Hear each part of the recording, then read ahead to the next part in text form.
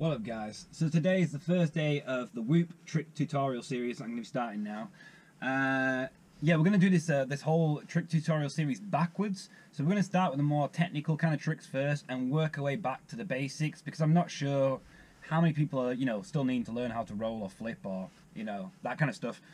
So yeah, we're going to start with the more complicated things first and work our way back until we get to the basics. So today, we are doing the reverse split S, or what I would refer to as a half matty. And what the reverse split S is, or the half matty as you call it. So we say like our object is about here somewhere. What we want to do is we're going to do a half roll before it, so we're facing the object upside down, and then we're going to pivot or roll backwards underneath that object. Yeah, and I've always called that a half matty, but a lot of people told me that's a reverse split S, and so did the drib as well. I don't believe you guys. So, when doing tricks like this, a lot of people think, well, with this trick, a lot of people think it is to do with camera angle. I think you can make it flow better if you have a higher camera angle, but it's not necessary at all. With Loopz especially, I think a lower camera angle for this trick will do you a lot fucking better. So yeah, I think this is probably go to the basics, and I'm probably going to bring this up quite a lot in these tutorials, but camera angle and knowing your camera angle is so important when it comes to power loops and matty flips and inverted whatevers and all that kind of shit, is memorizing that camera angle. So if you're looking exactly straight up, what position your drone's in. So at that camera angle, my drone's in, near enough vertical, but not quite. If your camera was flat, up would be like that, wouldn't it? And if you had 70, or whatever it is, about 65 camera angle there, up's gonna be that angle. So you're looking up, but the drone's actually only still level. That's not even fast speed. So it all makes a difference. But memorizing that camera angle helps when so imagine let's doing a power loop. We're doing a power loop. Let's put a camera angle to something stupid, like I would normally fly. Let's say about 65. So when you're doing your power loop, when you think you're up, you're not going up anymore. You're still flying backwards. You've got no punch up from there. Do you understand what I mean by that? So we have our camera angle flat. When we're going up and we get to here, now you're punching back already. But when the camera angle's like that, you're not even nowhere near punching back.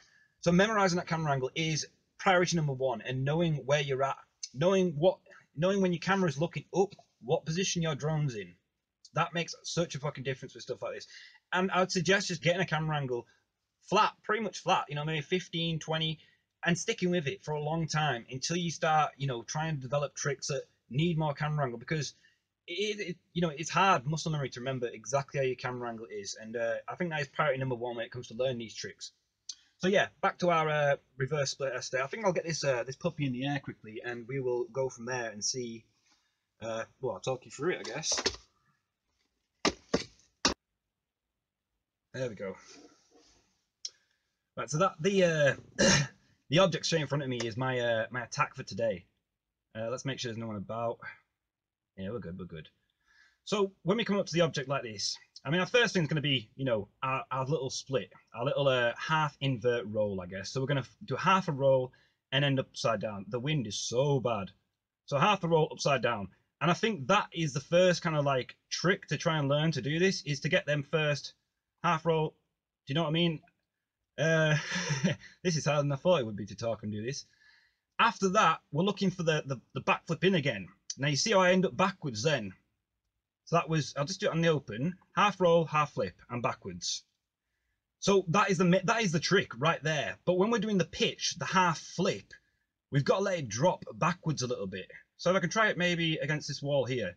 So we're dropping, and then we're flowing back. Do you see how I let it drop down a little bit, and then I put on the throttle? And it's all about knowing that camera angle. I knew that I'd be all right. You see that? There's no point in showing my stick cam here, because I fly, my stick's inverted compared to you guys. I fly upside down, so there's no need in that. But the half roll, half pitch, and we're in. Oh, yeah, the wind is terrible. But it's all about knowing that camera angle and having a reference point. How I'm using this object here as my reference. I can keep my eye on it all the time to know exactly, exactly where that point is. Do you understand what I'm saying? Do you understand what I'm saying? So let's I only came here to do it through this gap, so let's get through this gap, shall we? God, the wind is terrible. So the half pitch, half roll, and we're in. Easy. It's probably not as easy as that, but it isn't the complicatedest trick in the world. Now, when we're doing it through small gaps, now I can't even stay still because the wind's so bad, but I think there's a little gap here. Is there? Well, that is small. I'm not doing that today. When we're doing it through small gaps, though, it's knowing what angle you're going to end up coming out of that roll with. And that's hard to work out, but I think it's something you can all learn. God, I'm struggling to talk and do this at the same time. So let's just go through it one more time. It's the half roll, half pitch drop. And I nearly got hit by a car. Half roll, let it drop, pitch it.